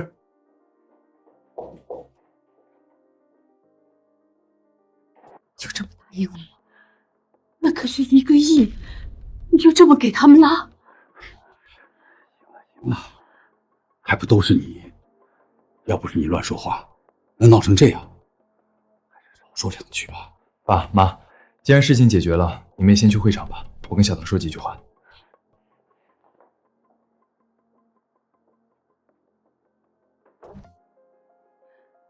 亲爱的，你也看见了，是阿姨说错话在先，所以我爸妈才，但他们没有别的意思，也是为了我好，怕我嫁给你受委屈，你别往心里去。这个我当然知道，你别紧张，一切有我。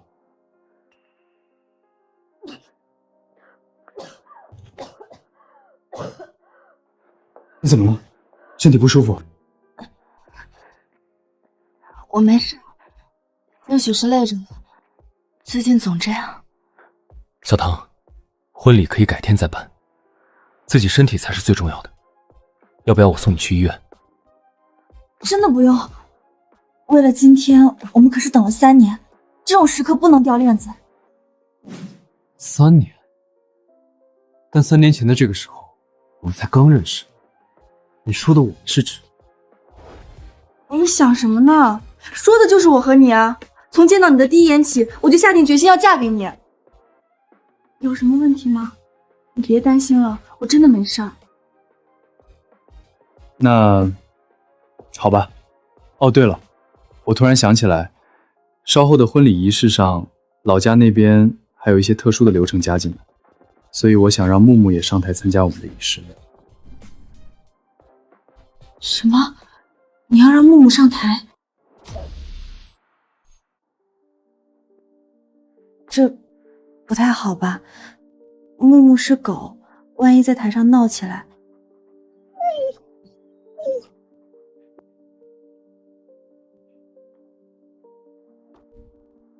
黎明，你疯了吗？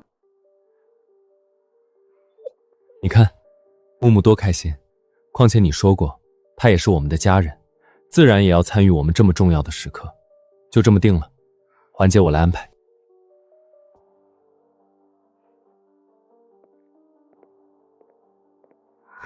可是，放心，我会安排的妥妥当当的。今天是我们的大喜日子，什么都别想，好好做你的新娘子。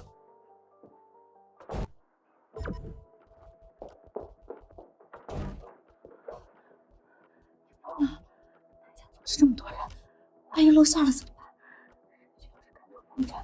怎么全完蛋？一个废物能看出什么？你想想，我要是上台，该有多刺激啊！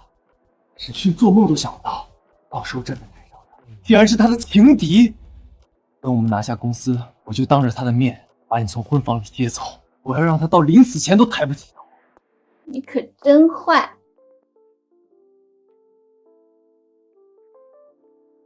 不坏，怎么配得上你？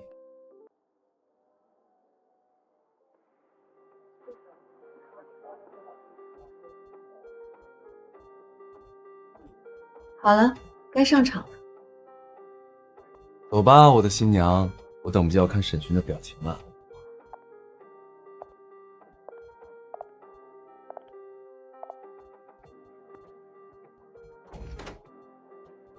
沈勋，我们终于等到这一天了。各位来宾，各位亲友，大家中午好！今天是沈勋先生和苏唐女士喜结连理的大好日子，感谢各位在百忙之中莅临现场，共同见证这对新人的幸福时刻。那么现在，让我们用最热烈的掌声，有请新郎沈勋先生入场。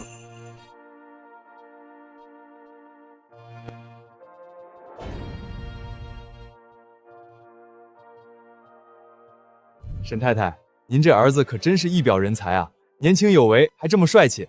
哪里哪里，您过奖了，孩子还年轻，以后还要多靠大家提携。苏先生，您女儿真是找了好人家呀，以后您二老就等着享福吧。我女儿本来就优秀，配谁都是绰绰有余。享不享福的，那得看男方有没有良心。男人啊，得疼老婆，光有钱不疼人，还不如嫁个普通人。接下来，让我们用最热烈的掌声，有请最美的新娘苏唐女士入场。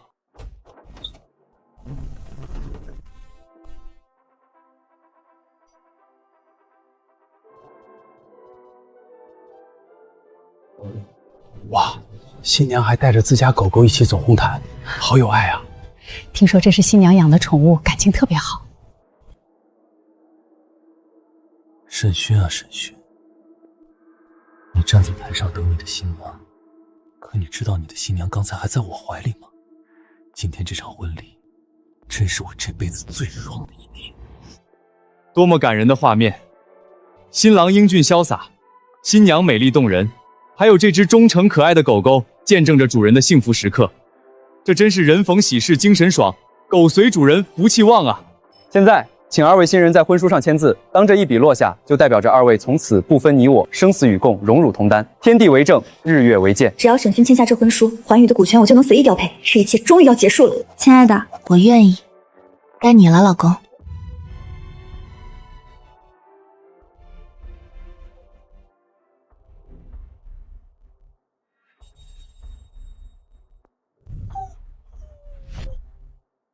签，快签！就差这最后一哆嗦了。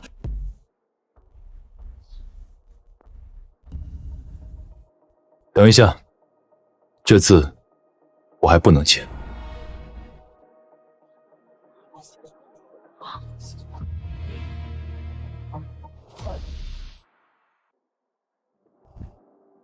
你怎么了？有什么事情稍后再说，你快签字，大家可都看着呢。小勋，出什么事儿了？这么多亲戚朋友看着呢，别让人看笑话。怎么这么多事儿？我女儿嫁给你也算是你的福分，你可别不知好歹。这婚书上我女儿都签了，你还磨蹭什么？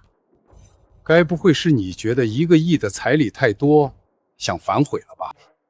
当然不是，彩礼的事儿我沈勋说到做到，1个亿，1分都不会少。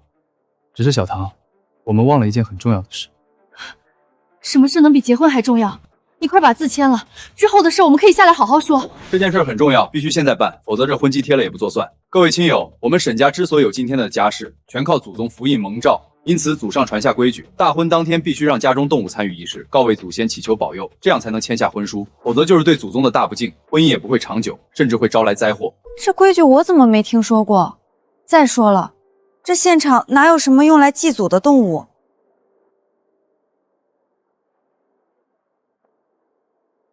这不就是现场的吗？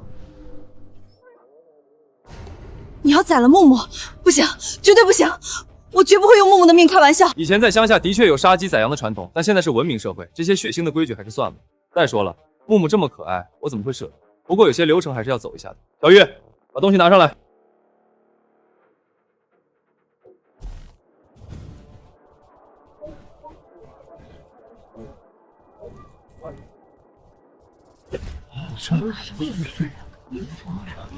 这是要干什么？架势也太大了。再说现在都什么年代了，沈家竟然还搞这一套！你疯了？你要让木木跳火圈？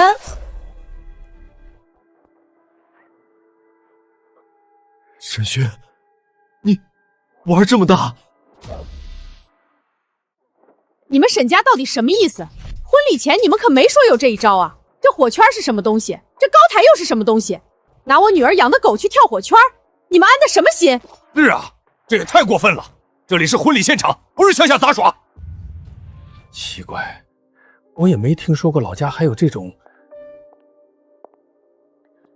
沈叔叔，您忘了，您还专程叮嘱过祖宗传下来的规矩，不能破。哦，对，是有这个习俗，我差点忘了。你看我这记性，年纪大了不中用。没错，这是我们老家的规矩。咱们老家什么时候有这个规矩了？小勋这孩子到底要干什么？这可是婚礼现场，这么多双眼睛看着呢。别问了，看看再说。小勋不是没分寸的人。小唐，你也看到了，我们沈家的规矩就是这样，入乡随俗嘛。既然你要嫁进沈家，就得守沈家的规。快让木木走一下流程，跳过去就行了。然后我要赶在婚书上签字，之后我们就是一家人了。不行，这太危险了。这种环节你怎么也不提前跟我商量？刚才在化妆间我就说了啊，而且你也同意了。我问你的时候，你不是点头了吗？可是你没说要跳火环啊！你瞧把木木吓的，既然是走形式，拍张照片做做样子就行了，何必动真格的？再怎么说，木木也是我一手养大的，这件事我不同意。小唐，你真的多虑了。人看着害怕也能理解，但木木是狗又不是人，它体型这么大，腿这么长，这种高度的火圈对它来说小菜一碟，很轻松的。那也不行，大不了现在再找一只狗来，我可以等。凭什么要让木木冒险？老实说，我之所以选择木木，也是为了它好。你想想，狗狗跳火圈，寓意生活红红又火火，也能让木木沾沾咱们的喜气，保佑它以后健康长寿，这是它的福气。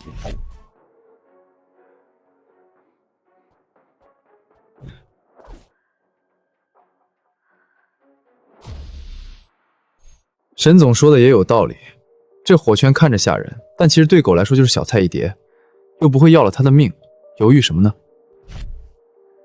就是，毕竟是家里的习俗，入乡随俗嘛。沈家这么大的家业，有些特殊规矩也很正常，而且要求也不高。新娘也太娇气了吧，一只狗而已，这还没过门呢，就这么矫情，以后还得了？小唐，既然他们沈家说了这是最后的规矩，那就顺了他们的意，别耽误了后面的事情。彩礼可是有1个亿呢，可不能因为这个黄了。是啊，一条狗换1个亿也算值得。再说狗的弹跳力这么好，跳个火圈能有多大事儿？你们，沈勋到底想干什么？难不成他发现了黎明的身份？也不可能。如果发现了，他为什么不直接揭穿，还要绕这么大一个圈子？我不能慌，不能慌。小唐，我可以向你保证，木木一定会没事的。你不是一直想嫁进沈家吗？难道在你心里，我还不如木木？或者说，一只狗比我这个未婚夫还重要？怎么会？你当然比木木重要，只是……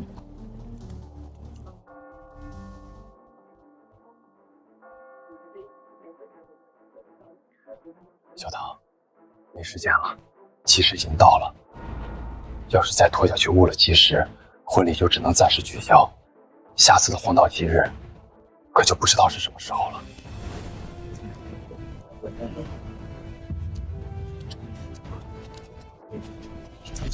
苏唐，你可千万不能答应他呀！这要是跳过去了还好，但要是跳不过去，老子不就变成考全人了？3年了，3年都忍下去了，最后关头可千万不能出岔子。一旦婚礼改期，中途再出现变数，那我们做的一切就功亏一篑了。不行，绝对不能拖。凌明哥，为了我们的未来，你再忍这一次，最后一次。木木乖，不怕，过了这关，一切就都结束了。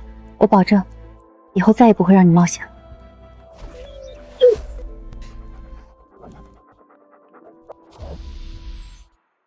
既然你说这是你沈家的规矩，那我们就照做就是了。嫁鸡随鸡，嫁狗随狗。我既然选择嫁给你，就守你沈家的规矩。木木，我们上去吧。玲玲，这是我们好不容易等来的机会。你想想欢愉，想想那些钱，想想我们以后的日子，今天就全都靠你了。好，老子豁出去了。这是最后一次，婚前天了，家产到手，老子要让你跪着看老子睡你的女人，花你的钱，拿走你沈家的一切，让你生不如死。好，不愧是我沈家的狗，就是有勇气。各位亲友，给我们木木鼓鼓掌，加加油！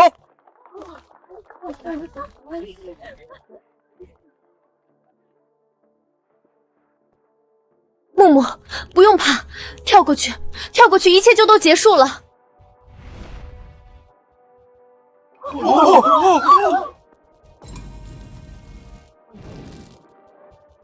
啊！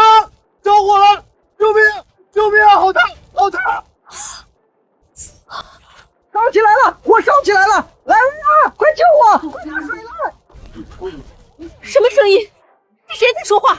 我听到了，是木木，是木木在说话。我也听到了，狗竟然说人话了！真是，难道这只狗成精了？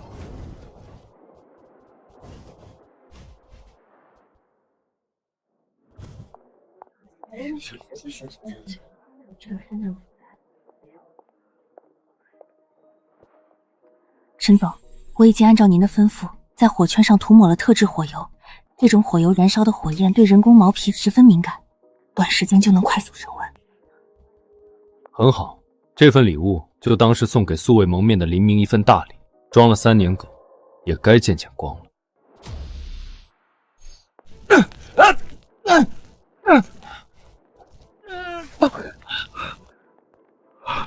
人，这狗竟然是个人，是个大活人！天啊，人扮的，这狗是人扮的！小唐，这到底怎么回事？里面怎么是个人？是啊，它不是你的宠物狗吗？怎么会这样？沈轩，你是故意的！大喜的日子，出人命可就不好。来人，给我们家木木好好灭灭火。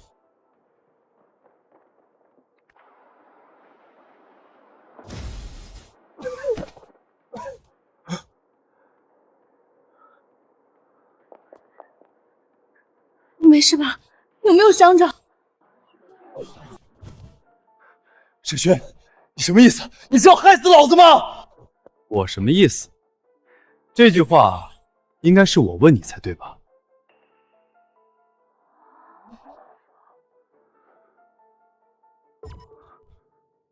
你不是木木吗？不是一只狗吗？怎么会是个人？到底发生了什么事情？沈轩，你是故意的，你早就知道了是不是？你一直在跟我们演戏。故意？我故意什么了？我只是按照我们沈家的规矩，让木木跳个火圈而已。至于木木为什么会是人，这个问题应该问你自己。你养了3年的狗，是人是狗你不知道？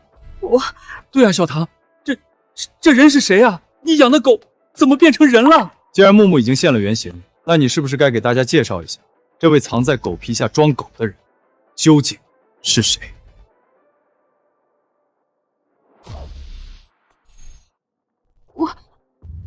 算了，还是我说吧。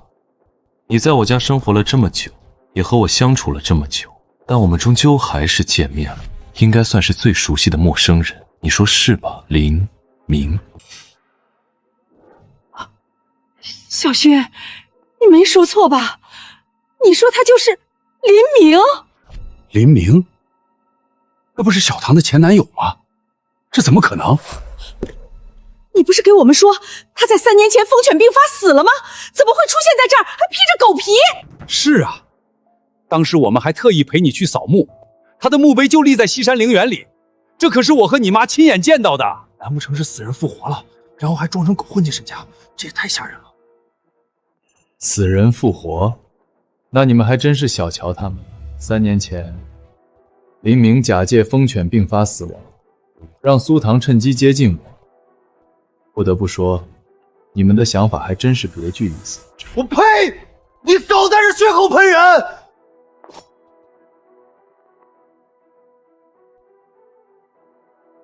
你还真是嘴硬，小玉，让大家伙看看吧。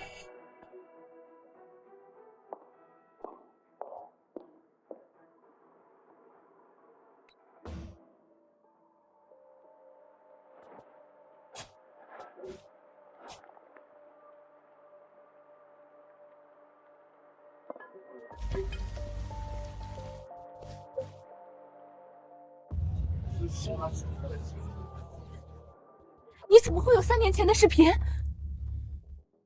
我找了最厉害的黑客，用技术手段恢复了3年前西山陵园的监控视频。那座坟里埋着的，从来就不是他林明本人，而是真正的木木。小唐，我们可是你亲生父母，你竟然连我们也骗！苏叔叔，您先别着急，你口口声声最乖巧的女儿，还有更精彩的事情在后面。至于林明本人，穿上了这身狗皮套，装成宠物狗，大摇大摆地混进了我家，吃我们的，喝我们的，还在我的眼皮子底下做出那种羞耻的事情。我说的没错吧，苏唐？这也太不要脸了！一个大男人钻进狗皮里，跟人家未婚妻同吃同住，这算什么玩意儿？就是伤风败俗。还有苏唐，看着文文静静的，居然干出这种龌龊事儿。所以，我刚才在房间外听到的男人的声音是真的。苏唐，真没想到你竟然是这种人！这么处心积虑，又是假死又是扮狗，到底是为了什么？还能为了什么？他们费尽心机取得我们全家的信任，为的就是今天。等我在婚书上签下字，好名正言顺地夺走沈家的家产。沈轩，你少给我泼脏水！我是骗了你没错，林明也的确没死，但就凭一段监控，那能说明什么？就是，我们是清白的。清白的。小玉，那就再放一段更有意思的。亲爱的，3年前你装疯犬病发假死，我趁机靠近沈勋，现在又让你天天钻进这身狗皮里，实在是委屈你了。等他婚礼那天，在婚书上签下字，整段好语就是咱们的了。到时候我住他的别墅，开他的豪车。至于他的女人嘛，本来就是我的。至于后面的内容，想必也都能猜到了。我就不在这儿脏了大家的耳朵了。沈旭，你竟然在卧室里偷偷录音！叔叔阿姨，这就是你们口中乖巧懂事、清清白白、配谁都是绰绰有余的好女儿。这福分，我沈家消受不起。我们苏家的脸都被你丢尽了。我看这婚不结也罢，你们马上就去离婚。我沈家不要这种恶毒的儿媳。离婚？可惜了，来不及了。沈毅，你以为你赢了吗？各位还不知道吧？沈毅得了疯犬病，变异种，100%致死的那种，他没几天能活了。至于环宇集团，别忘了，现在的副总裁是我，你们的宝贝儿子，马上就是个死人了。儿子，他说的是真的吗？你可千万别吓妈呀！好端端的怎么会这样？你真的得了那种病？当然是真的，报告我们都看过了，白纸黑字，千真万确。本来想签完婚书名正言顺接手，是你非要撕破脸。听见没有？沈信要死了，那沈家的产业不就都是我们家的了？那可比彩礼多得多啊！太好了，想不到老苏家有一天也能飞黄腾达。你们苏家还是人吗？彩礼1个亿，我家待你们不薄，你们就这么落井下石，良心让狗吃了！我们真是瞎了眼，怎么就选了你这种儿媳妇？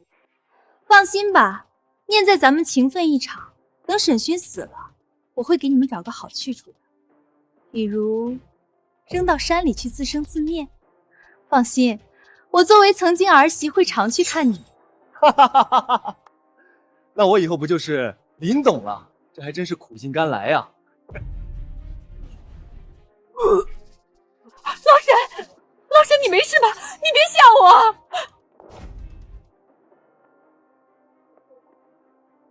我！你没事吧？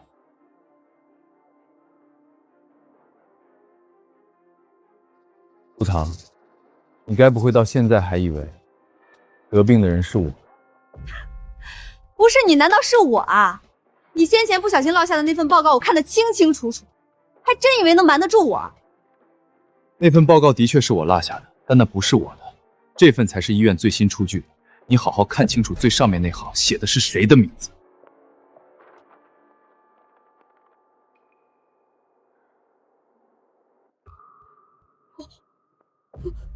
不可能，上面写的怎么是你的名字？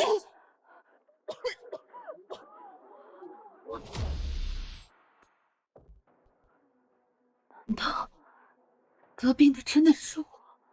小唐，怎么会这样？这报告上怎么是你的名字？你不是说沈勋得病了吗？昨天我拿了你的头发送去最权威的检测中心，结果很清楚，得病的人自始至终都是你。怎么会染上这种病？不对，沈勋，你胡说！我对狗毛过敏，从来不和动物接触，怎么可能感染疯犬病？是啊，你的确不接触猫猫狗狗，但你别忘了，这种变异株疯犬病是通过体液交换传染的。你和林明之间做过什么？不用我都用说了吧？你什么意思？这跟我有什么关系？林明，你手臂上那道疤是怎么来的？应该还记得吧？是前段时间在路边被野狗。你的意思？这是畜牧局出具的报告，那只野狗患有疯犬病，你早就被感染了。苏唐的病就是你传染的。怎么可能？难道说我也要死了？明，真的是你，是你传染给我的！你少听他胡说八道，他在吓唬你呢，没有的事儿。发光、咳血、头晕、恶心，这些都是疯犬病的症状。还有那份报告写的就是我的名字，都怪你，都怪你，我完了，你瞅我发什么疯，老子又不知道。要不是天天找你私会，我能被野狗咬？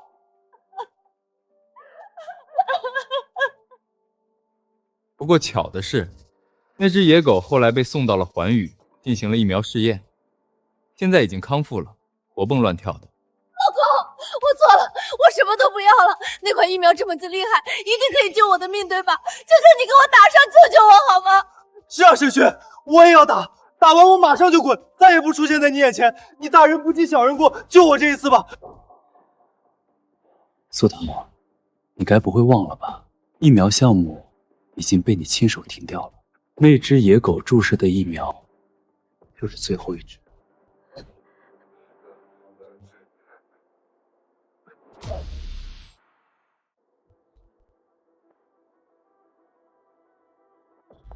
儿子，你没事就好，没事就好。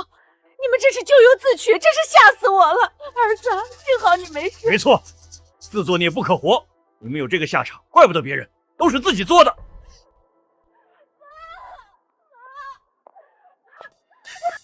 别过来！别过来！你身上有传染病，我还有一家老小呢，你离我远点！就是，赶紧走，别把病传给我们，谁沾上谁倒霉。你们俩可真行，干出这种缺德事，还带着病来祸害大家，活该！妈，你们帮我说说话呀！帮我求求沈勋，求他救救我！我不想死，我现在只有你们了。你们躲我？你离我们远点！我和你爸还没活够呢，别传染给我们！妈，我可是你女儿啊！他们嫌弃我就算了，你们怎么能这样？女儿，就凭你干的这些事儿，老苏家的脸都被你丢完了，你也配当我女儿？我没你这个女儿，爱去哪儿去哪儿，我们不管。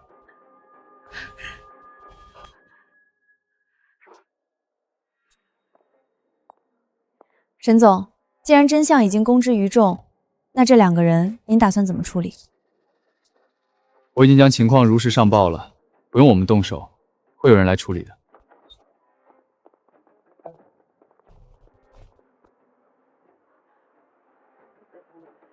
干什么？我们是传染病隔离所的工作人员，接到报告，这里有人确诊了变异株疯犬病，我们要把人立即带走隔离。就是他们2个，快把他们带走，别染到我们身上了！老公，不让他们带我走，要不然你把我带到实验室吧，我可以等。等你再研发出疫苗，第一个打给我就行。算我求你了。是啊，我们可以等的。沈勋，你不会见死不救的，对吧？我之前很明确的说过，这个项目一旦中断，之前的努力就全都前功尽弃了。再想重启，遥遥无期。就算我现在宣布重启研发，以你现在的病程进展，也撑不到那一天。少啰嗦，快点把人带走！沈勋，你不得好死！我做鬼也不会放过你！你早晚会做报应的，你快看，我等着！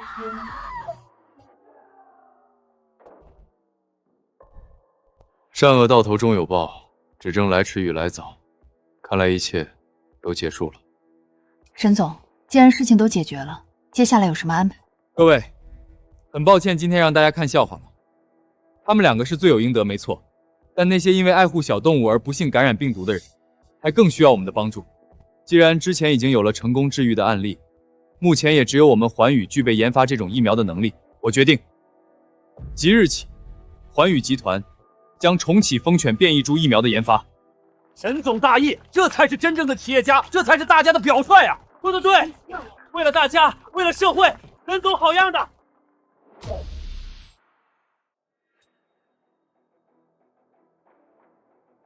各位来宾，让我们用最热烈的掌声，有请好医药集团总裁沈勋先生上台宣布这款划时代的产品。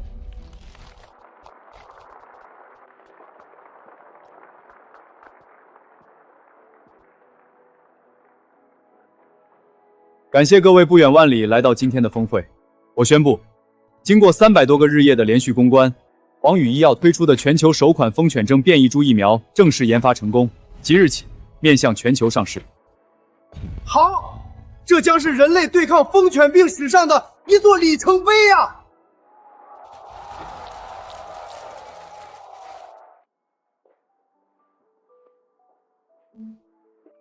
妈妈，我怕疼，我不想打针。宝贝，别怕，打了这个针，以后你就可以放心的和小动物玩了。抱路边的小猫，摸邻居家的小狗，就都不会生病了。你不是一直想养一只小兔子吗？打了针，妈妈就给你买。真的吗？那我不怕了，我要打，我要和小猫小狗做朋友。小朋友真勇敢，来，深呼吸，一下就好。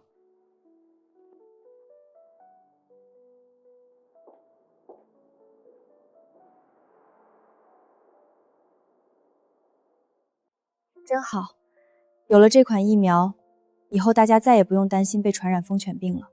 那些因为爱护动物而失去生命的悲剧，再也不会发生了。你说的对，没有什么比生命更值得。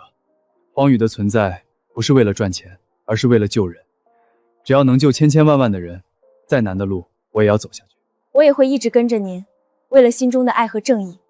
对了，沈总，我刚才接到通知，上个月启动的癌症靶向药已有初步进展，研发中心请您稍后过去验收成果。进展比预想的快。好，我们现在就去。